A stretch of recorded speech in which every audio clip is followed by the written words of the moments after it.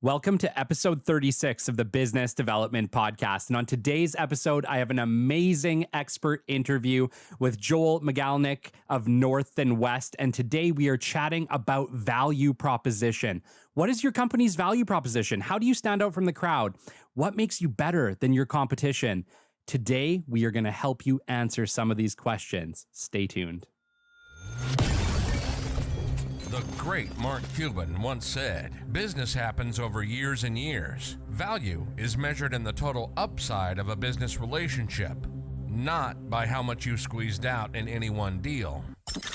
And we couldn't agree more.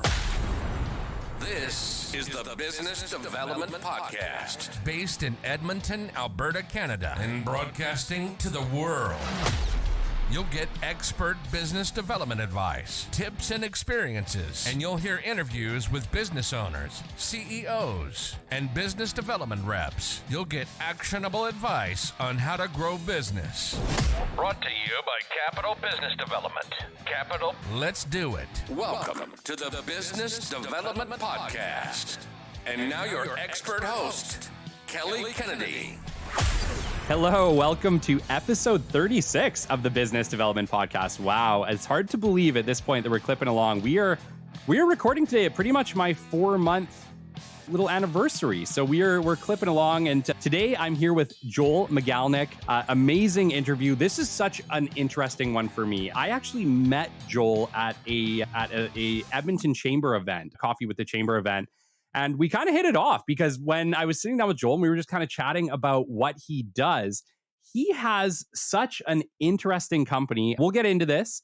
Joel Magalnick is the founder and redesigner-in-chief. I love that, Joel, redesigner. Joel Magalnick has had a long and varied career across multiple areas. Joel worked as a developer in the early days of the web. He spent a dozen years as a journalist running a community newspaper, several years running his own marketing and consulting practice, and taking breaks between all of these, Joel joined the founding teams of several app-based startups to help them get off the ground. Joel is also an instructor at the university level. He designed and taught a curriculum for digital communications course at the Wenatchee Valley College in Washington State, and is currently on the faculty of MacEwan University, where he teaches user experience design. Most recently, Joel launched his consulting practice, North Then West, which works with companies that are currently struggling with their value proposition. He helps companies identify their value proposition so that they can refocus themselves to become leaders in their respective industries. Joel, it's a pleasure to have you. I've always enjoyed our conversations. Thanks for coming on the show. I am so happy to be here, and I'm so glad that we have finally made it to this day. It's been a few weeks since we booked that. Yeah. And thank you for correcting yourself. I don't want to have aged myself too much of having worked in the news for dozens of years. No, dozens of years. You know, I'm sure knowledge-wise you look like you know that much, but you definitely don't look like you've been a professor for dozens of years. Well, that's only been a few. It's only been like 5 or 6, but yeah, I've been out there for a while. Yeah, no, I've been really excited to have you on the show, Joel. I really have. I thank you so much for coming. We really met by chance, which is kind of funny. It's, I love coffee. Big crowded room. Yeah, I love Coffee with the Chamber for that because you just never know who you're going to meet. And when I met Joel initially, and we were just chatting about his company and I was introducing Capital Business Development, Joel basically presented something to me that I had not come across in my entire career, which blew my mind because it's like when you've been in business development as long as I have, you've seen a lot of things. You've come across many different companies, many different ideas. But Joel, your company, North Then West, is really game changing. And I truly mean that. I know right now it's small and we're growing, but the idea of a company that sole purpose is to help other companies with value proposition is a game changer. Wow. Yeah. And it's interesting because I did a good amount of research as I was really kind of landing on this idea. And I really didn't see anything out there. What part of the business of North and West, and I'll actually kind of explain the name of the company because it's very intentional. So the idea is that when we're thinking about North, it could be your compass. It's, looking up to the North Star, that true North of really understanding who your company is, what you're about, why you're there in the first place. And from there, there's a saying by Horace Greeley back in the 1800s, go west, young man, Yeah. which is the idea of finding your opportunity. I love And it. so, yeah, so that's really where it came from. And the idea is that once we have that value proposition, once what you know what your company stands for, that's where you can really seek those opportunities, really carve out that niche and move forward. The reason that I think that this impacted me so hard, Joel, and it's funny because you would think sometimes, well, Kelly, you're in business development. Why is this important to you? It's important to me because I'm in business development and I have to market these companies. And I find that many companies that I've worked with in the past, or that I work with, from day to day, that there almost inevitably becomes a question in the marketing process to say, how do we differentiate ourselves? What is our true value proposition? Why are we doing things better than our competitors? And I'll be honest, that is a hard conversation in almost every company that I've worked at, because I think at times it can be hard. And I think the bigger the company gets, sometimes the further away from understanding the value they become.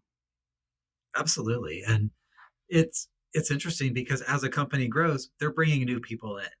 And when you're bringing new people in, oftentimes they're going through that interview process, they're getting all their HR stuff taken care of, but it's not often that there's actually a real true onboarding of not just this is what your job is, but this is why you're doing it. And this is why it's really important to be a part of that team to all get to this particular goal. And like I can actually think of somebody that I was speaking with recently who lasted on a job for about a month because he was basically hired, tossed into a room until they were going to put him on a project, no training, no nothing, and basically setting him up to fail. Yeah, And that totally. And that's a problem at a lot of different companies. And I think especially smaller companies do struggle with this because of just time. There's time constraints, right? Like me and you both operate smaller firms, and it can definitely be hard, but I definitely understand too. It's like the flip side of that is if you don't do that, if you don't bring them up to speed and let them know kind of where your value is, why you're doing things the way that you're doing them, they don't necessarily have a reason to do it the way that you want it done. Yeah, for sure. And one of the benefits actually of a smaller company is, hey, I'm showing up, I'm sitting here at this desk twiddling my thumbs. There's probably a good chance that someone will notice. Yes, absolutely. And there's nothing wrong with getting thrown into the deep end as long as you're kind of getting guided along and you're at least learning the ropes. But if you're just kind of sitting in a room with nothing to do and nobody to answer questions, then that's a whole different thing. Yeah, totally. But that's really not truly value proposition necessarily. But it does show where there are companies that are suffering in understanding what that value proposition is if their whole team isn't coming along with them. Yeah, no. Yeah, you need everybody kind of on the same board. You need your culture. You need your culture moving in the same direction. Absolutely. Because and you know what I mean? I've worked in companies with bad culture and I've worked in companies with amazing culture. And I'll tell you what, I'll pick a company with amazing culture any day of the week over one with struggling culture. And Absolutely. I'm sure we'll get into the importance of culture as we move further into this episode. For now, I actually want to take us back to the beginning, Joel. You've done a lot. You've had a very, very varied career. You've done many things. Take us back to the beginning of your entrepreneurial journey. What inspired you to take that step? Yeah. And actually, before I answer that, I do want to take a moment of appreciation because I've been listening to your podcast since we met over the past couple months. And I want to let you know when, we're talking about value proposition is that for you with the business development podcast, like that is a value proposition for Capital BD because you have found a niche and clearly, you've already won an award and you've garnered thousands of listeners, but just in listening to like even just your solo episodes where you're not doing interviews, like I've taken a lot from them. So, as I got this business started and it's only been since the start of the year of, how do I do my own business development? How do I find clients? And some of this advice that you've given, for example, on CRMs and getting those started, your idea of being consistent and persistent, I'm not following your 80/20 rule yet, but I'm definitely a work in progress. Yeah. And then, setting aside time for the things that I need to be doing to grow the business as well, and like really marking out that time each week is something that I've always like aspired to, but now it's like, okay, yeah, these are things that experts are saying. These are how you really can grow to success. Mhm. And finally with this was that when on our first chat after we met at the commerce chamber thing, we we were talking, you kind of gave me a little bit of advice on improving my website and just kind of offering a little bit more clarity. And like I always appreciate when I can get out of my own head and somebody can help me with my own stuff that I'm working on. So I just wanted to note that appreciation. Oh. And now I can answer your question. well, that was incredibly kind. Thank you, Joel. I really appreciate that. I really do. Yeah, you bet. I do hope that the work that we're doing here helps a lot of people, like it helps you. That was ultimately the goal of this podcast. You're right. It is a value proposition for capital. I do hope to eventually drive some revenue for capital with this show. But I also want to educate the world on business development, which I feel like is a very underrepresented area in everything. And I'll be honest, I Absolutely. think whether that's books, whether that's media, whether that's podcasts, the idea of business development has not been well represented. And I've recognized that for a long time. And I hope with this show to really change that. I hope that part of the legacy that I leave behind me is a much better understanding of business development and why it is important for all companies. Right. And I hope that the legacy that I can leave behind me is, that same thing with helping provide impact for companies so they can be successful. So going back to the beginning, I graduated from university back in the 90s. And it was actually quite interesting because even though my father had owned his own retail store, he sold medical supplies. Okay. And I worked for him through actually junior high school, a little bit into college. And so I could see, the entrepreneurial aspect of what he was doing. The reason that he went into business for himself mainly was that because he just couldn't hold down a job. And, that could be a joke or not, but I can remember being like 4 or 5 years old and he would come home from work. He's like, I got fired again today. And it was like, they always took him back. It was always the same company. But at some point he realized, if he's going to be successful at anything, he's going to have to do it on his own. And so I sort of had that in the background of just sort of my journey, whatever my career was going to be. I studied journalism in university, and my first job out was actually working for a weekly alternative paper. But the one thing that kept getting pushed into me by my parents is go out and get a job, go out and get a job, Yep. go out and get a job, not realizing that I had the permission, whether it was from myself or from somebody else, that I could actually go out and do my own thing. And so it took a long time for me to get there to do my own thing. I had a few jobs. I worked as a developer in a web services company, really kind of at the start of the rise of the internet. And when that bubble popped, this is early 2000s, I survived 7 rounds of layoffs, I believe, Wow. before my day came. Yeah. And it was clear that I'm not a very good web developer. And when we're talking about playing to our strengths, when I got laid off, I decided I wanted to play to my strengths, and that was in design and in writing. So I wanted to make use of that journalism degree somehow.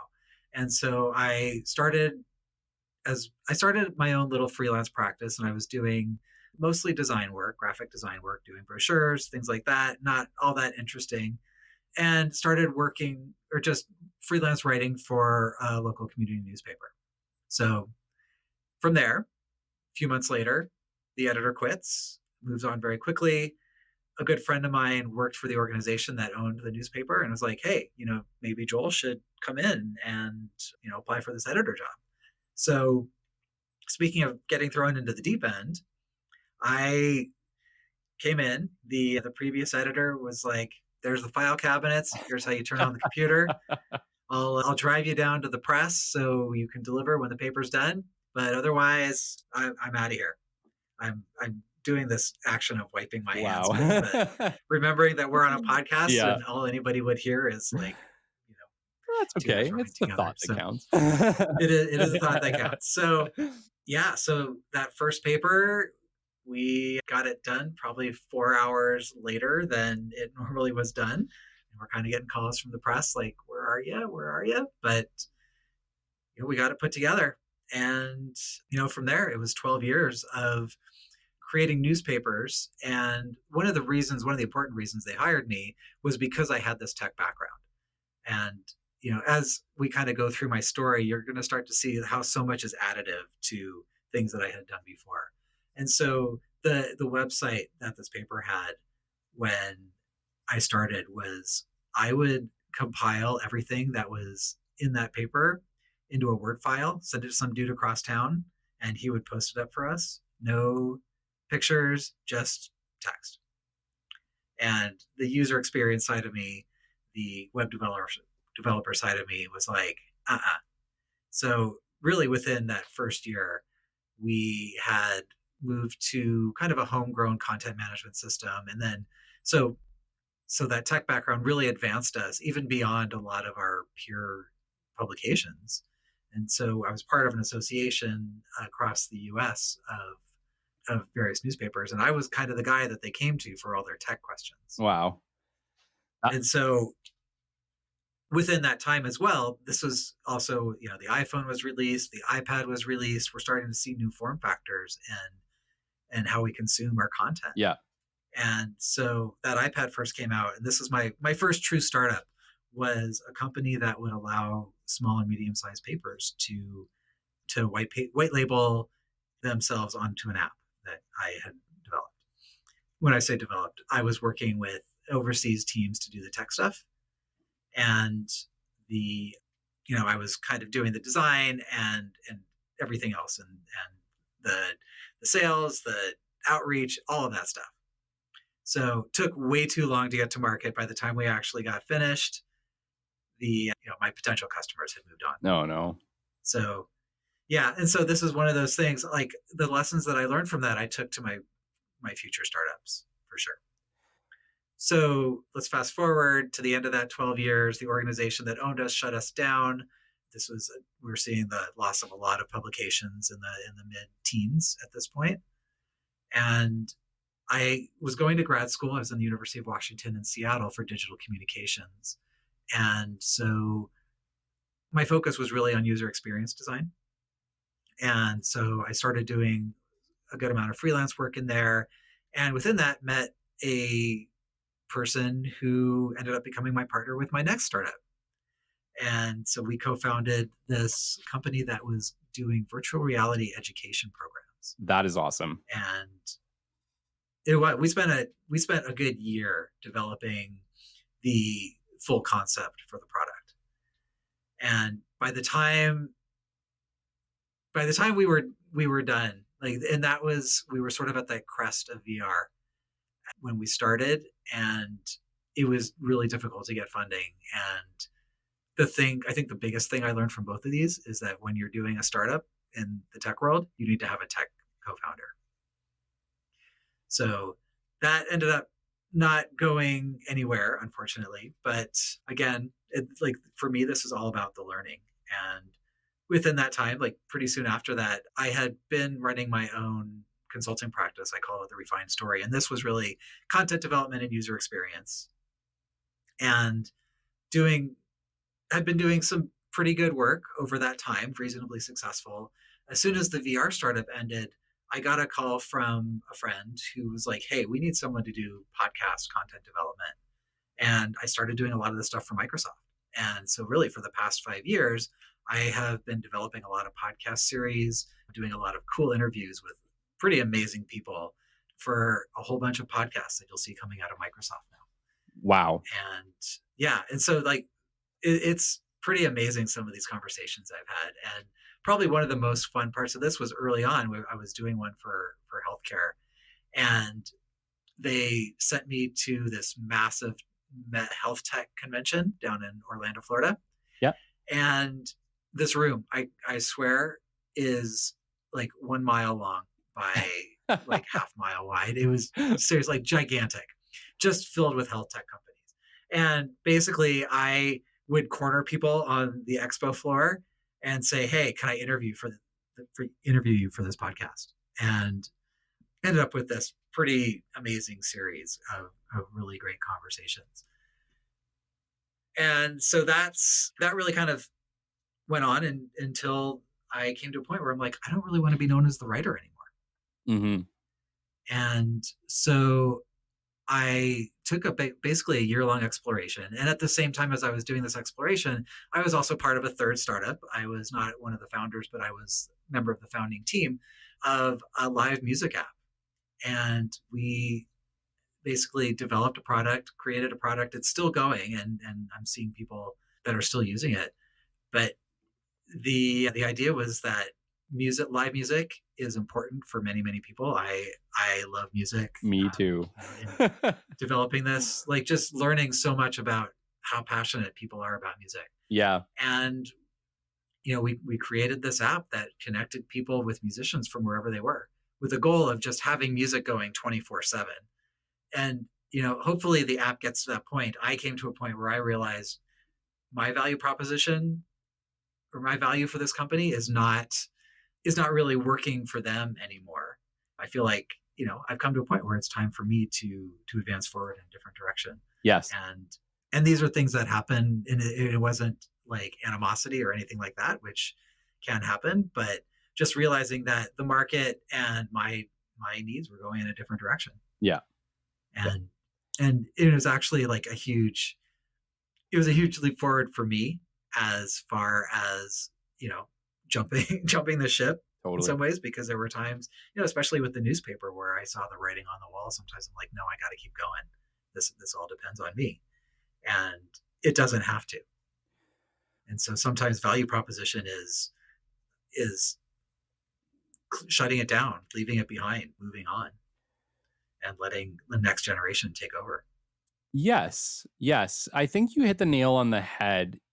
I think some companies, I don't necessarily think that all companies have to necessarily close their doors, but there does have to be an evolution. There has to be an evolution. And Yes, sometimes absolutely. Part of that evolution is saying goodbye to what has worked for you in the past. And I think we'll probably get into that later in the show with you. But yeah, I totally understand what you're saying.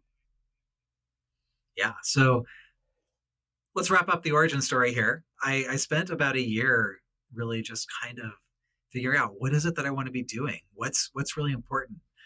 When I had my previous iteration of my consulting practice, Refined Story, I had a really hard time saying what my own value proposition was. I would work with clients and talk to them about differentiation and where they might belong in the market, and a lot of those areas around marketing and just kind of getting their name out there. And I came to the conclusion that North and West shouldn't be just about marketing. It should be existential, but it really should be talking about, this is who we are and why we exist and why we're so important for whoever our customers are. And that's where this came from. It's an amazing idea. And you know what I mean? I haven't come across it before. I don't know if it's necessarily I just haven't come across it before. But I remember the first time that I heard you talking about it, seemed to be very fitting, because I had a conversation, I kid you not, like a week or 2 weeks before with a different customer, just saying like, hey, maybe it's time to like rethink our value proposition here. And I remember that conversation being, well, how do we go about doing that? And I think that isn't an unknown thing. I think that is the norm. I think most companies struggle with, how the heck do we even identify our value proposition? Okay, these are the services we offer, but why are they better than everyone else's services? Why do we do it better? Why should it be us? I think that that's a very hard question for a lot of companies to answer. It is. And if you think about it in terms of startups today and legacy companies that have been around 10, 15, 20 years, a lot of these newer companies may be thinking about it because there's a lot more in our startup ecosystems that really discuss value proposition and talk about not just creating a product because you've got some sort of expertise, but how are you going to turn this into a company?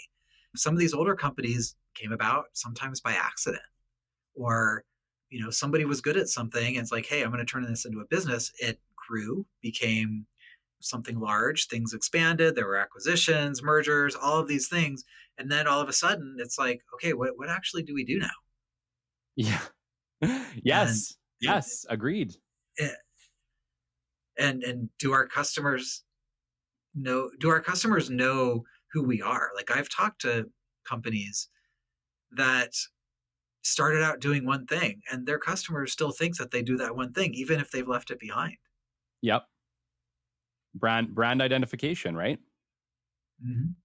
So, okay. Yeah. So, Or sorry, Joel, go ahead.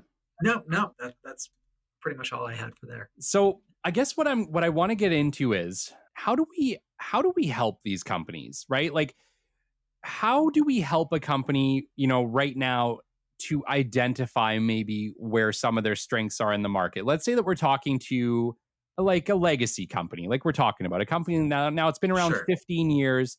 Maybe its services have switched up 3 or 4 times. The management's changed 3 or 4 times. And now there's almost no tie to what that original company was, which is, I feel like what happens is as companies grow and evolve, they lose their connection to who they were in the beginning. And maybe even those founding people are just no longer with the company. And that's when they run into an identity crisis. Who are we? What are we doing? Okay, we know Yeah. that these are our legacy services and people still buy them, but how do we differentiate ourselves? Because now we got 15 other competitors doing the same thing. Where would you start with Right. a company like that, Joel? I would start out with kind of where we started out in this conversation, which is that origin story. And it's entirely possible that not everybody knows what that origin story is or has dug in, but really getting an understanding of why they came to exist in the first place, and how and who how they got those customers and who those original customers were. And so this involves conversations with management. If there's previous management still there, that's great. Just having sort of that institutional knowledge and being able to leverage that is hugely important, because in a company that's been around that long, oftentimes, and I've seen this, and I have been a part of this, in particular with the newspaper, where there were people that had been there for like 10, 15, 20 years longer than I had, and knew how things had been done before. Sometimes we're resistant to change. Sometimes we're happy to go along with whatever. But just understanding where they came from is really huge, because that really can help set the tone for where the company is going. It's also good to, if possible, get access to existing customers and really get a sense of what are they expecting from this particular company. Because when I talk about and define value proposition, pretty simply, it's the value a company's customers get from being a customer. Are they getting what they're expecting? Is the company delivering on what they're expecting? So I really think it's starting there, and just sometimes they're hard conversations, but it's all about having that communication. Yeah. So you kind of hit on something in that where we're going back, in order to figure out where we're going, we have to go back to the beginning. We have to go back to move forward. Is that a fair analogy? It is. It is.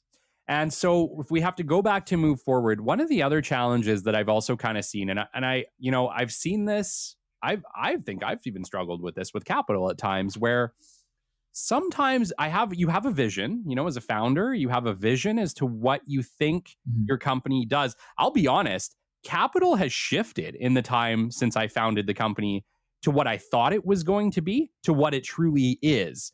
Has actually been a different thing. I actually learned our value proposition more as I operated the company and saw the results that we created.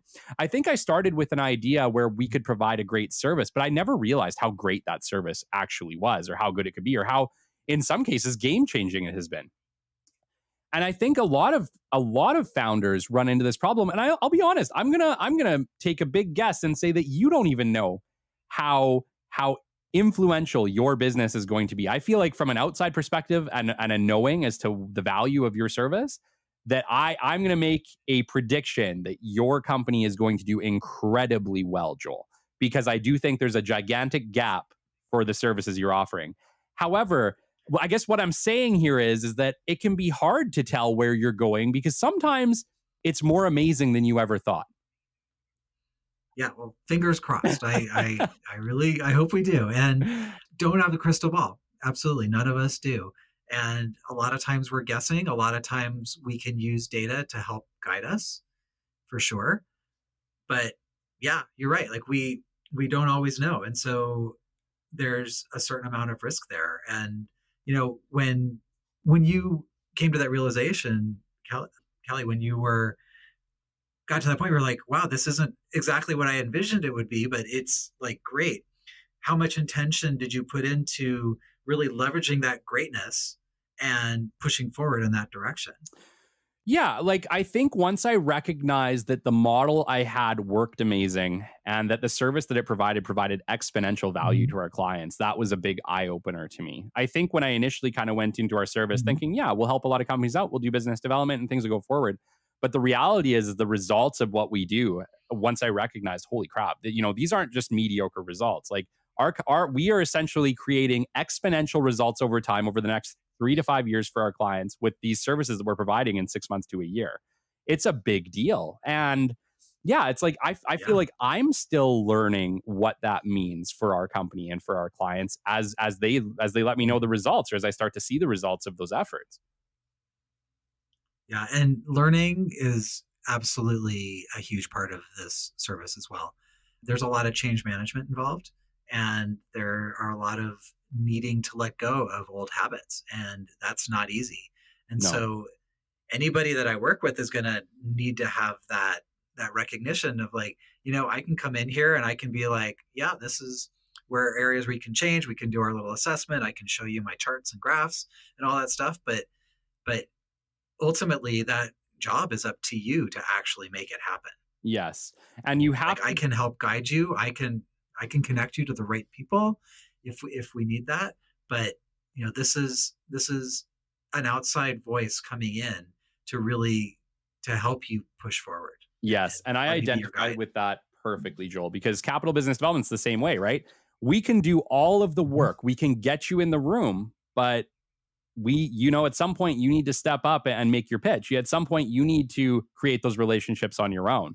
And so I Yep, feel like any type of service is like that. It's like obviously we will do the best that we can take you so far, but there's always going to be a point where you need to take some personal accountability for what happens next. absolutely. And so yes, there is personal accountability, but there is also the team accountability side of Yes, this. yes. And my preference is to work with sort of those small and medium sized companies because they're the ones who I believe often are so busy doing the work that they're doing that sometimes it it'll be years before they realize like, wait a second, we're not who we thought we are anymore.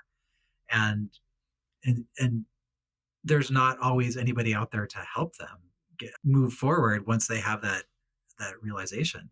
And so to me it's really important to be able to have those hard conversations, but also make sure that when we're having those conversations that their team is a part of that as well, Yes. because ultimately any change that any company makes, it's going to be put in place by the people who work there. And if it's just a decree coming from the top, like thou shalt change, Yeah. it's not going to work. Yeah. Yes, yes. Culture is The very hard. 14th commandment, I guess. Yes, culture is very hard to change once it's established. Hmm. I would almost argue almost impossible. And I know that you have an entire business on how to do that, but my gosh, like in my experience, Yeah. I've seen the steadfastness and yeah, like Hmm. I would almost argue once a culture is established in a business, to change that shift almost requires all new people. Sometimes it might. But I think the other side of this is that where it can be possible, and I have seen where it is possible, is that when you're allowing your team to have some autonomy and have some power in helping to implement those decisions, and even help make those decisions, then change is going to be much more likely. And that culture shift is going to be much more likely. Yes. And you touched on something. A lot of older businesses are very top down. Yes. Yes. They're very top down, and I don't want to advocate for flat organizations everywhere because it's not always appropriate, and flatness is not always a good thing necessarily. But empowered employees are going to be much happier at the end of the day when they come home from work, and more willing to help achieve that goal when they come in the morning. Yes. Yes. You hit the nail on the head. And at Capital, I hugely advocate for that. Like I want my employee input. Why? Because they're smart people with great ideas. Like that's the reality. We hire smart people with great ideas. We hire great business development people, but we also hire great leaders. And so at the end of the day, it's like, I want that input. I hired them because they fill gaps that I have. And I'm well aware I never once walk into anything and say, I know everything about this situation, because I am smart enough to know that I do not. I do not. I know what I know. And while that has served me to this point, I need to know what I don't know to serve me tomorrow. Sure. It requires a huge amount of humility. Totally. And that's important. Just to move forward. Yeah, I find it funny because I was talking with somebody, well, actually, literally today, I had a meeting today before this with a future podcast guest, and we were chatting about, being a expert. And I'm quotationing an expert right now because, the reality is we are all, most of the people on the show are experts. I would say that I'm an expert in business development up to this point today. I'm an expert in business development. I would say that at this point, Joel, you're an expert as well. But the reality is an expert never stops learning. You never wake up tomorrow and say, yep, I know it all. I can do everything and I don't need to learn anymore. The reality is, yeah, I'm an expert at business development, but I'm not going to stick my head in the sand and pretend that it's done, that my learning is over. The reality is, especially over right now with the advent of AI and everything that's changing, the whole landscape is shifting. Yep. And if you don't keep up with that landscape, you are going to be left in the dust. So even if you're an expert today in what you do, remember, you can't stop learning. You can't put your head in the sand and say, the way that I'm doing it today is the best way forever, because it's just not going to be. And I've sat down with Cole, my employee with Capital, and just said, look, if you see technology that looks like it's going to help us, I want to know about it because I want to be ahead of the curve. I don't want to be the person playing catch up in 5 years or 2 years or 6 months. I want to be the guy who's leading the way that we're doing business development. So Absolutely. Yeah, let me know if new technologies are coming and you think they can be. I want to know about them because I don't want to be left in the dust. And I think we have to, as business owners, as entrepreneurs, as experts in our field, we have to keep our ears to the ground because the ground is shifting all the time. Yeah, we are all a work in progress, and this is true of humans. This is true of businesses. That at the same time, we're evolving. Our experiences shape the way that we behave and show up for work every day. And at the same time with companies, those values change, the products evolve, the markets shift, and if we don't move forward, if we don't figure out the best way to reach those customers and adjust our products and services to meet where they are today, then that's where the failure comes from. Joel, you have some background experience in AI. Can you maybe step into that a little bit? Yeah, sure. And so this mostly relates to a lot of the marketing stuff that I've done, and developing things like podcasts and blogs, and just talking to a lot of people who are very knowledgeable from the technological side, the business side, subject matter experts. And probably starting about 5-6 years ago is when I really started learning about some of the capabilities that AI has and ways that it actually can help drive businesses forward, even smaller businesses. So yeah, where do you want to take this part of the conversation? Now that you said 5 to 6 years ago, my gosh, it's like I feel like I only learned about what AI could do less than a year ago. Sure. So, I can remember being at a conference right around that time, and Adobe was presenting. So Adobe makes their creative suites, so like Photoshop, Illustrator, tons of other products. And the speaker came up onto the stage and he's like, who here has ever used AI? And, a handful of people put up their hands. And then he holds up his phone. He's like, does anybody here use Siri? And all these hands went up. And that was sort of the realization, I think, for a lot of people of like, oh, yeah, this is really starting to embed itself into our lives. And, Adobe is using AI a ton in its products. Yeah. For, there are some incredible things that you can do with photos today that you couldn't do even a couple of years ago. Like I remember spending like 4 days restoring a photo for a client using Photoshop many, many years ago. I don't want to say how many years ago, which, can be done today in seconds. Wow. So yeah, so amazing things there. The direction that AI has taken in a lot of industries has been in things like Internet of Things, IoT. So sensors collecting lots and lots of data. I can remember one podcast that I worked on. I was talking to the owner of some larger farms and using sensors to measure soil quality.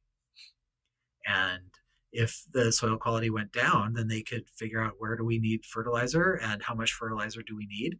The business outcome there is that large farms can save money on fertilizer and get better yields because they know how good their soil is. There was when I was on that showroom or the expo floor for that health tech conference, I talked to somebody that was using the HoloLens, the mixed experience. Yes. So yeah, part VR, part augmented reality. And this company had created this application where surgeons putting on this HoloLens would have basically visuals guide them through spinal surgery. Wow. Yeah. And because the system could see, like they would have a little camera on the end of the needle and it could show like anomalies, anything, wherever the surgeon needed to go to do that operation. Like incredible stuff. Yeah, it sounds like something right out of like Star Wars or Star Trek. Oh, yeah, totally. And you watch those first episodes of Star Trek, or like even from 20 years ago. I remember like some episode, like there must be some powerful artificial intelligence in there. I'm like, well, you say computer every time and ask the computer to do something and the computer responds. That is also AI. That's right. Yeah, totally. Like I'm always a bit dumbfounded. I really think dumbfounded is the word. Mm-hmm. I'm always dumbfounded at just the sheer advancement of technology over the last 15 years. I can't, like frankly, like high school graduate Kelly could never have seen the world that we have today and been like, holy crap, that's really our world. I still find it amazing. Then I think, okay, like this year has really been, I would say 2022, 2023 has really been the advent or the introduction of AI mainstream, right? So we are at year 1 of AI and I am already immensely impressed at what I'm seeing. Imagine what the world looks like 15 years from today, Joel. I actually struggle to imagine because it is moving so fast that future thinking, like 2 years ago, future thinking would have put a lot of the things that we're seeing today with generative AI, 5 to 10 years from now. And so that said, it is very impressive. And the number of companies that I'm seeing pop up that are providing all of these new types of tools for writing, for design, for ordering, for retail, like all kinds of incredibly cool stuff. It is mind-boggling. It is also something that we need to be cautious about. I believe one of the subjects that we would talk about quite a bit with a lot of this marketing work that I did was responsible AI and making sure that the algorithms that you're using are safe, that they are recognizing if there are people of color or people with disabilities that might get left behind, or the algorithms may not recognize them, and it could have negative effects on their lives. And so there are definitely issues. And I actually just saw the other day that currently these AI models mostly run in English. Yeah. And so there are 3,000+ active languages on the planet today. Yeah. So what happens to all of those languages? Even Spanish and French Arabic and so many of these really oft spoken widespread languages. Like, what happens to the people who don't speak English but speak these languages, and do Yeah. they get left behind from this Well, revolution? and it's like not just left behind, it's like exponentially left behind. It's Yes. like, they were even talking about Elon Musk was talking about what Neuralink, right? And Mhm. basically saying Neuralink is going to be immensely expensive, like stupidly expensive.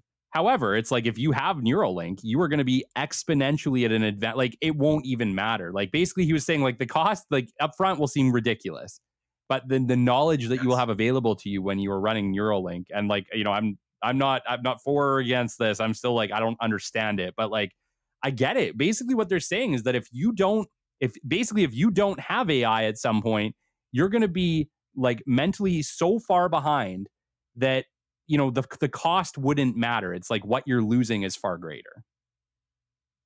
Yeah, and I think there's an argument for that, and there's probably several arguments against that. Totally. And I don't know that we have enough time on this episode to No. get into all of them. Yeah.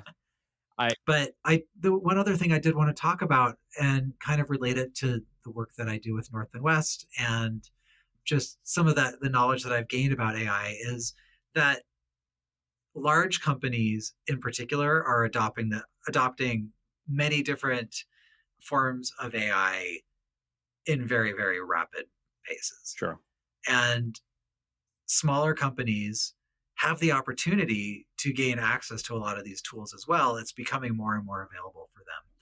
Where this figures into figuring out what your true north is and enacting culture change and just kind of making sure that any company can be successful with using it is really understanding what its purpose is going to be, understanding how your employees are going to interact with it. Yep. There's a lot of fear that AI, the computers are going to take my job. And so this is happening today and it's going to continue to happen. And so kind of like we were talking about earlier, there needs to be training involved. There and not just training in systems, but really true upskilling. So a lot of these redundant tasks that people are doing today, like, yeah, I didn't really want to fill out that form again and again and again, kind of a waste of my time. I'd rather be out in the front helping my customers, really choose their items Yeah. that they're going to purchase. So being able to explain and train on why some of this automation is going to help you do the job that you actually want to be doing. Yeah. And It's a tool. it is a tool, and we need to recognize that it is a tool. Like you said, though, it's you touched on something that I think is very important, Joel. You basically said large companies. So for all my entrepreneurs out there starting businesses or operating businesses, your large competitors are adopting AI very rapidly. And what this means for Yes. you, unfortunately, is, and Joel, we can talk to this, but what this means for you, unfortunately, is if you do not do the same rather quickly, you may be left behind to a rate that you might not be able to catch back up. Is that not a fair statement? I think it is a fair statement, and I think it's also fair to say that as you are, if, for people who are thinking about starting up a business, as you're developing your business plan, figure out how AI and automation fit into it. Because the one advantage that any founder, any really small business has over a lot of these large companies is that you have the power of agility, that Yes. you're not steering a massive ship, that if you're starting in a particular direction and you're realizing it's not working, then you have the ability to pivot and pivot very quickly. Yeah. If there's a problem on your website that says something that's incorrect, or that it's the message isn't landing properly, you're the one who gets to go in and change it. You don't have to put in trouble tickets and talk to marketing departments and doing all of those things that could take weeks in order to make simple changes, which I have seen before. Joel, when you're working with companies on Uh, on their value proposition, you might be discussing AI with them and how they can implement it in their business. I think a lot of mhm. business owners struggle with this, including myself. How do we like there's a like you can look on a list. There's a list, there's lists coming out every day on LinkedIn where you see like here's all the new AI companies. How in the Yep. world do they figure out how to implement those things in their business and make them work for them to give them a competitive advantage? Yeah. And that I think is a really hard question to answer yet. There are tons Yeah. and tons of tools out there, and we have seen this with, I mean, I don't really want to get into the crypto thing, but we saw this with crypto companies. We saw this early on in the web with web companies, like in internet service providers. There's always a mad rush to get in on the ground floor and really try to create something, oftentimes because people are chasing those almighty dollars, and Yeah. that's fine, but inevitably there's a shakeout, and those shakeouts happen more and more quickly. I suspect that the companies that you saw come out on today's LinkedIn list may be gone 6 weeks from now or a year from now, because they didn't necessarily set that groundwork for being not just a product or service, but setting that groundwork to actually be a company and operate and hire employees, treat their employees well, and figure out what their growth looks like over the course of a 3-year, 5-year, 10-year trajectory. And what you're saying is that they really should have hired you. Here. Any AI companies listening right now, I think you guys might need Joel. Yeah, and so like what is that value proposition? Okay, that's great. We've got a language learning tool that does something a little bit more niche than the Chat GPT, which okay, that's great. How many other people came up with this idea and did or didn't implement it? How many people are doing it cheaper than you? I Yep. don't ever counsel going as the value leader and competing on price, because you will always be undercut. Yep.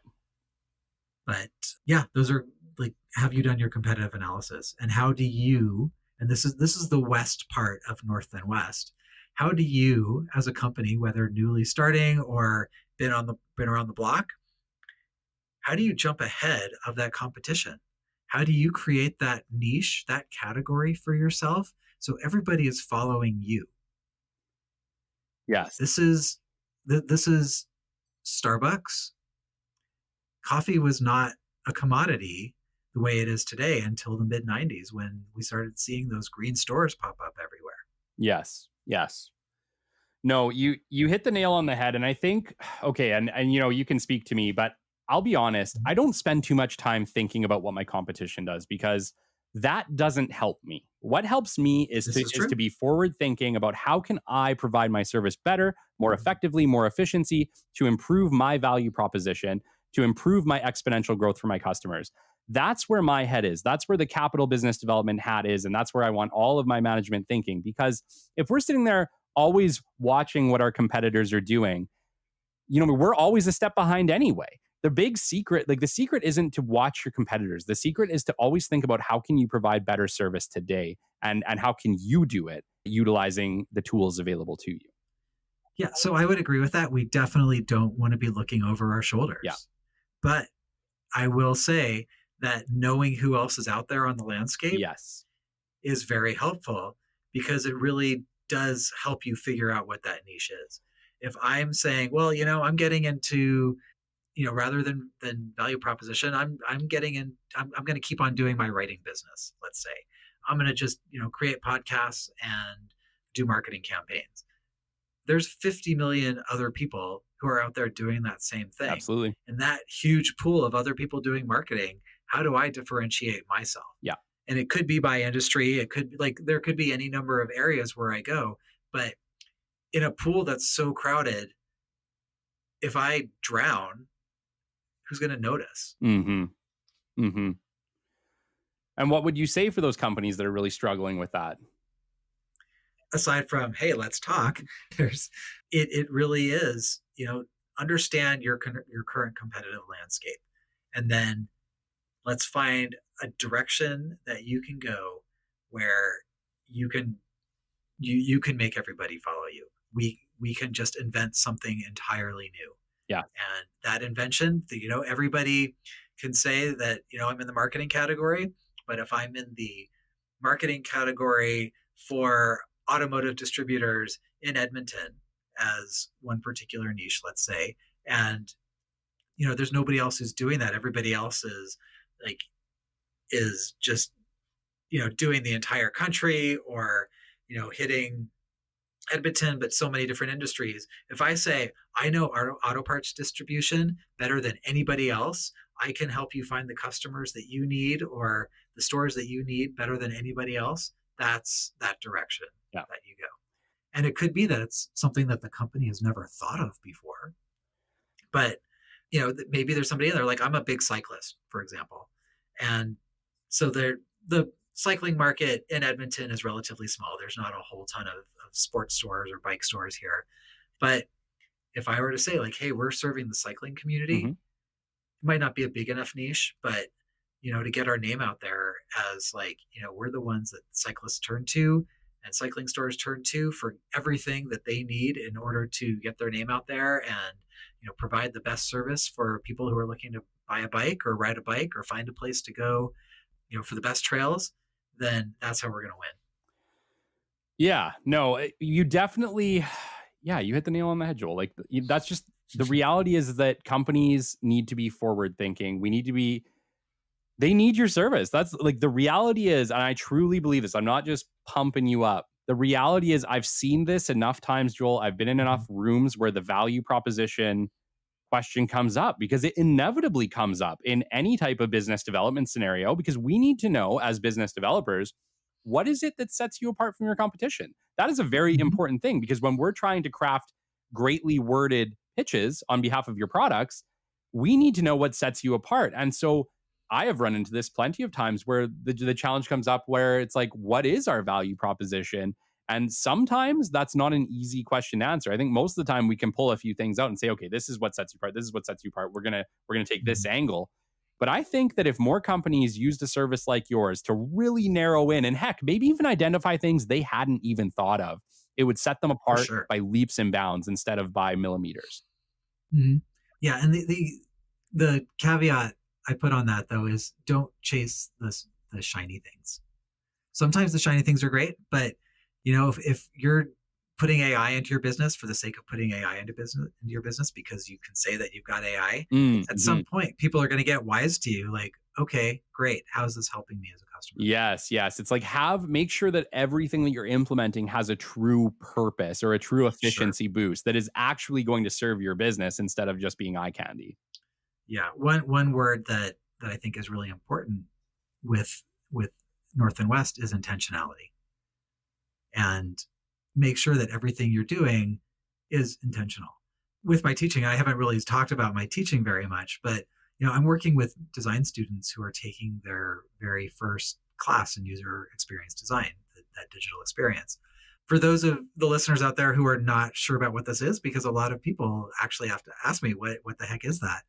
If you're on a website or on an app and you're having trouble figuring out how to get to that purchase screen or find that next page, or find a button to click for that call to action, that's a poor user experience. Mm. So a good user experience is hardly noticeable. And so that's really where I'm trying to guide my students to as they're learning. And so they're, like I said, they're often having their first experience with UX in some of my classes. And so it's really fun for me to be able to see how they advance with this. But it also kind of shows, like, when we're talking about intentionality, if you just put a picture on a web page with no reason behind it, then what's that going to do for the people on the other side? Mm-hmm. Yeah. Or you're putting boxes here, like, okay, that's great, maybe it looks good. Where's the functionality behind Yes. Yes. It's like, where's the cohesiveness in your message? that? Mm-hmm. Joel, I have an interesting question. I think this might help. I know I have some companies listening right now who are like, okay, value proposition thing I get. But like, Mm-hmm. I think maybe we understand what our value proposition is. How would a company know? And this is you got a little checklist that they can run through to say, okay, I don't know if we know this. I don't know if we know this. Okay, yeah, we need to call Joel. What might be a way that a company can identify that they need some help? Sometimes it comes on balance sheets.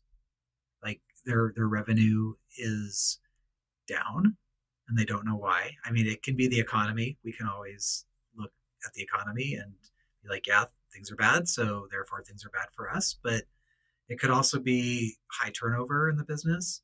It could be that the products that they're offering just don't seem to be selling as well. I mean, that also comes back to revenue, but it's also, things are just not flying off shelves like they used to be. And, or, it could be that if they are looking over their shoulders, maybe they're looking over their shoulders too much right now. And, if they are selling products that are similar to others' products, and those other products seem to be going more successfully than the ones that they're selling, I think that could be a pretty good warning sign. One of this is more marketing than anything else, but one of the ways when I see that maybe a company has run out of ideas is when they start releasing the same product in lots of new colors. Yeah, fair enough. It's like, okay, we need to add some innovation to this now. Yeah. No, that makes sense. Are there any other ways that you can think of that a company might be able to? Are there some questions they should ask themselves? Yeah, I would say they can ask questions of themselves like, why are we here? I think that's sort of the big existential question. Mm-hmm. And if 2 or 3 years ago or 5 years ago they could answer that question, we're here because we are the top provider of, I don't know, golf club handles, let's say. Sure. I don't know anything about golf club handles, but maybe there's a grip there that was perfect. And and like, it's just not doing it for us anymore. Or, what the heck do we do? We've got so many different product lines now that we're just spreading ourselves across everything, and we don't have anything that acts as a true leader in our lineup. Or, what industry are we in? And it's okay to be in multiple industries, for sure. Like, I don't want to come into a company and be like, stop selling that thing because that's not in your lane. Mm-hmm. But how does it help you achieve your greater goals as a company beyond just what maybe your shareholders or you are expecting as far as profit, or your employees in terms of, profit share and that sort of thing? Yes, I run into this with a lot of companies too. And one of the first things that we do with any type of business development service is we go in and we kind of talk about, okay, what are the industries that you serve? And I think I've seen this a lot where companies are spread so thin with different industries that there's that nothing's getting a laser beam attack. And the problem with spreading yourself so wide is that you're just not getting the opportunities you should. And the other side of it is not all industries are as beneficial to you as maybe one of them is. And so you need to identify, who's going to make you the most revenue. Where's the best area to focus your time? Because the reality is, as a company, regardless of how many employees you have a finite amount of time available to focus your energies. And if they're not focused in the right directions, you are going to be losing revenue because of that. Yeah, absolutely. And I think the last thing I would ask is, who's my customer? And one of the things that I struggled with the music app was, I felt like this could be a really great B2B sort of business, but we were behaving as more of a B2C, a business to consumer sort of company, and there was definitely value in both. Yeah, I could see achieving there was more scale for individual musicians on that B2C model, but more ability to reach wider audiences with that B2B model. Sure. And and I don't think we could have successfully been both. That's a tough choice. That's a tough choice to make, for sure. And it's so funny because, we talked about the 80-20 rule at the beginning of this, but I really I was just talking with Erin Hollowich of Home Realty, and she actually started Calm back in the early 2000s. So that was a really awesome interview. Yeah. And we were really talking about how B2C is just the exact flip. It's just a straight flip. If you're doing 80-20, active marketing to passive marketing with B2B, with your B2C, it's an exact flip. You need to be doing 80% passive to about 20% active. You got to have like almost a mindset switch. And so I could see as a company how you're like, how the heck do we necessarily do that? Like we only have so much time. Where do we focus it? I could see that being really tough. Yeah, and I think it was interesting with that conversation was when she was talking about, in particular, like, yes, it can be a B2B sort of business, but ultimately everybody, specifically when we're talking about buying a home, Yeah. everybody is a consumer, Yes. right? Like, okay, maybe I'm trying to market to like the staging company or whatever, but the owners of that staging company need to live somewhere. Yes. Yeah. I definitely see the B2C world, and I'm still kind of trying to get my B2C expert. So yeah, if you know anyone, Joel, feel free to send them my way. I'm trying to get somebody who's a true expert in B2C because, I speak to B2B a lot on this show, but that's because Mhm. that's my background. That's my company. It's what we do. But, there's a whole world of B2C that I think needs to be explored better on this show. And so I am definitely, and if you're listening to this and you're a B2C expert, I want to hear from you. Reach out, podcast@capitalbd.ca, because we're looking to, I want to touch into that a bit more because I know I'm dealing with some business owners Yep. and that's their model. And we haven't represented it as well as I would like to yet. Yeah.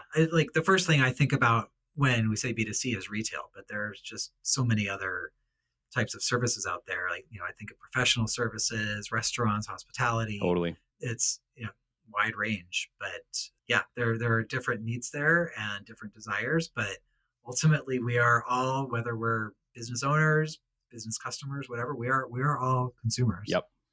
No, absolutely. Joel, we are coming to the end of our show. It's been absolutely amazing. Really? We are. It feels like it has flown by. They do tend to do that, but you know how it is. You got to leave people hanging and wanting more. That's just how the world works. This is true. What should I leave them hanging with? You know what? I want to give you the opportunity to pick my brain a little bit. Do you potentially have any questions for me in the business development realm? Yeah. So I would say that as much as I work in value proposition, that business development side has always been a struggle for me. I've never been a natural salesperson. What are what are some of the tools that you offer to some of those first time business founders, business owners to really spread the word about like who they are? Because I have vast experience in storytelling, experience in doing a lot of marketing things, but that's in a lot of ways that ends up being more passive. And cold calling just doesn't really seem to go anywhere anymore. I talk about it in the cold calling episode. I know. Mhm. I know it's not a sexy topic, Joel. I totally get it. I'm sorry though. There is just no better way to tell your Mhm. story than to pick up the phone and call people. And I think that's really what it comes down to. You need to believe in what you're selling. I think a lot of business owners, and what I mean, I literally had this conversation with my employee the other day and he goes, "Kelly, I see you in our initial interviews and you just absolutely kill it. You come through, you're confident, you believe in what you're doing. You let them know that you're 100%. I'll tell people, look, if I can't sell your product or if I can't do it, I will let you know. But if I believe in it, if I'm confident in it, I will be confident in it."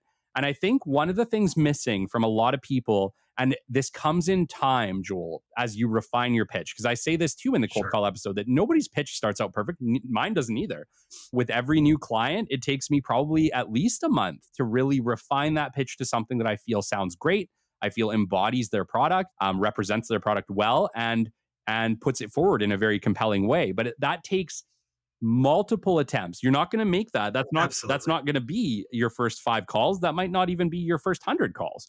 But at some point, you're going to say it enough times that it becomes automatic and you're going to actually start to believe what you're saying. Because the reality is, I think a lot of founders, a lot of business owners, we struggle to believe in our own product. And so I would fully agree with that. and so if we're still feeling that imposter syndrome, and that's what that is, if we're still feeling that imposter syndrome, which we all feel, I'm guilty too. I still struggle at times with imposter syndrome. But remember that that's what it is. Your product is great. Your product is great, or you Mhm. wouldn't have a company. Okay. Your idea is great, or you wouldn't have been able to even move forward with where you're at. And so I think my best piece of advice, Joel, is to just believe in what you're selling. I want you, when you're on that phone talking to your potential customer, to be confident, to be truly confident, steadfast in your belief in your business and your company and the value that it will provide them. And if you can come across confident, steadfast, you will move mountains. Believe me, you will. Right. Sit up straight. Have that. Because you can hear it. You can, when This is people aren't yeah, confident, you can absolutely. hear it. Like I owned a pair of cowboy boots at one point Yeah. in my life. And I would put those things on. And it didn't matter where I was. Like, I just felt like I know the feeling. I know the yeah. feeling. So yes. And so like, shorts, t-shirt, and cowboy boots didn't matter. Yeah. Yeah. No, it truly is. I truly, I mean, I get it. I totally get it. Like people say that, well, cold calling, it doesn't work for me. The only reason it's not working is that you're not confident in your pitch yet. You're not confident necessarily in your product yet. All I need you to do is change the mindset. And I know this sounds absolutely crazy. This sounds just a little bit nuts. I know you're like, It is not. It is not. I fully agree with that. because it really is the mindset that's holding you back. Mhm. It's not your product or service, because your product or service is probably great. It's probably amazing. It's probably game changing. It's you need to change the way that you see your product or service. You need to believe in Yep. it. Because if you Yep. believe in it, it makes all the difference in the world. And I do find, because I've been going to a number of networking events over the past several months and talking about refining that pitch, like I definitely can see over time how it has improved, how it flows out much more easily. So yeah, I fully get that. It sounds funny, but I feel like everybody starts there, Joel. Everybody starts there. Yep. Everybody starts with the imposter syndrome. Is what I'm selling even Mhm. needed? And I think especially with consultants and small business owners who are, kind of getting out there and doing it for themselves, maybe for the first time, maybe they're really great at what they do, but this is their first time actually trying to pitch their product. That's tough. That's, I mean, there's an entire industry built around marketing and business development for a reason, Yep. because marketing your own products is pretty hard. And I think a lot of owners especially struggle with marketing their own product.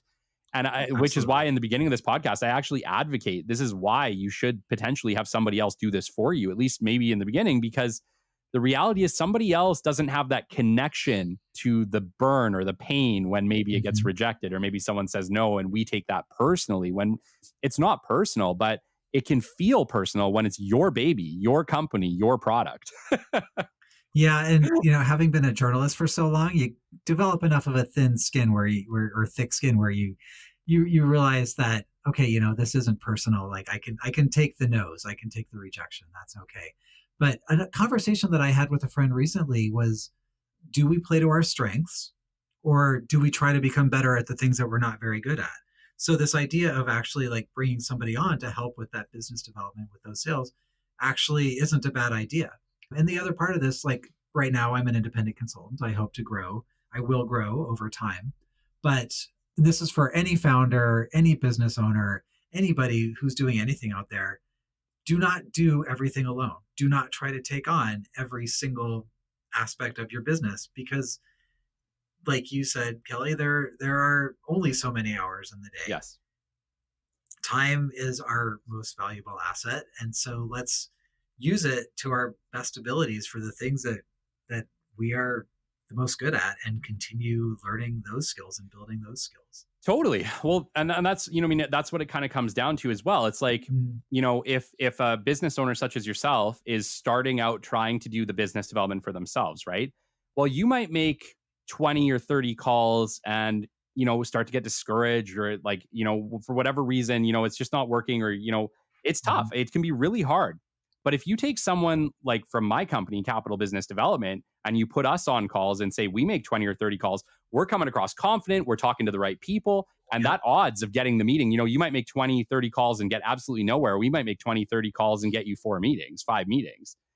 The Right. difference And is the value, right. It's right, like, and the value of that is immense. yes, yes, right. And so you have to look at it too from like, okay, yeah, I can make those calls. I can do that. And yeah, in time, my value proposition will get better. But if you do outsource that to someone like us, who that's what we do, that's truly our specialty in life, we're just going to be Mhm. more effective at it, which is hopefully over time going to provide you exponential value.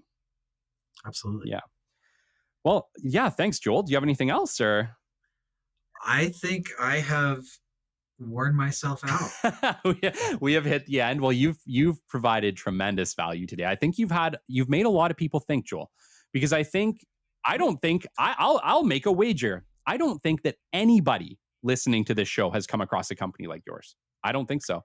Feel free to let me know if I'm wrong, but that is how rare a company like North and West is. And I think I'm really proud that you're in Edmonton, by the way. I know you're not Thanks. originally from here. You are, You are from the United States, but you have found your way to I am. Canada. And well, not just welcome, but thank you for doing that. And thank you for settling right in my backyard, right here in Edmonton. You bet. And it's been a pleasure being on the show. And thank you for having me. Yes. And so if you have a company and you are struggling with your value proposition, and I know you're not alone, and don't feel ashamed if that's who you are, because believe me, I've been in business development long enough to know that many, many companies are struggling with this. Joel, how can they get a hold of you? Yeah. So you can reach me at my email, west.com. There's 2 THs in that north then part. So Joel, or just come to my website and reach out to me through there. I would love to have a chat. Yeah. No judgment. As we're saying, yes, it can be really hard Totally. to send that note, but really no judgment. I am here to help anyone create greater impact in whatever industry they're in. Yeah, absolutely. I think, this is the first company, Joel, where I've actually had to put that caveat in and just say, like, look, I know that that's because I think for a lot of companies to be able to admit that, like, yeah, I think we need some help in this avenue can definitely feel a little bit self-conscious. And yeah, I do want you to know that if that is you, believe me, you are not alone. I think you and 95% of companies at least will struggle with this challenge at one point in their existence. So I think if that is you, get a hold of Joel. I've talked with Joel multiple times now. He's awesome. I think he's going to be able to help you with your business. Until next time. Oh, just a heads up too, if you are enjoying this show, you can actually send us questions. We're going to have a community questions episode. I'm going to try to do it monthly, but I need people to send us some questions. So if you have questions that you would like answered on this show, please send it over subject line community questions to that's community questions. Community questions. And you can send it to podcast. If you have enjoyed this show today, you can reach us also to just drop us a line at podcast or follow, subscribe on your player of choice. This interview was with Joel Magalnick of North and West. They operate out of Edmonton, Alberta. Joel, do you have any limitations of area that you can help people in? Not really. Are you talking geographically or yeah. Industry? No, I work in Canada. I work in the US. So if you're elsewhere, we can talk about that as well. And my real central scope of size is in that like 20 to 100 person company. Okay. So yeah, that is where I am, and industry agnostic. Okay. No, that sounds awesome. So if you are struggling with your value proposition, Joel Magalnick of North and West, he can help you. This has been episode 36 of the Business Development Podcast. Still just trucking along. Still hard to believe that we're almost at episode 40 already, man. It's crazy. It's great. And it's great. You just keep it going, man. Keep it going. It's hard to believe, but thank you so much, my lovely Business Development Podcast community, for all your support. We wouldn't be here without you. I wouldn't do this without the feedback. And thank you for all the kind comments. Until next time, we will catch you on the flip side. This has been the Business Development Podcast with Kelly Kennedy. Kelly has 15 years in sales and business development experience within the Alberta oil and gas industry and founded his own business development firm in 2020. His passion and his specialization is in customer relationship generation and business development. The show is brought to you by Capital Business Development, your business development specialists. For more, we invite you to see you next time on the Business Development Podcast.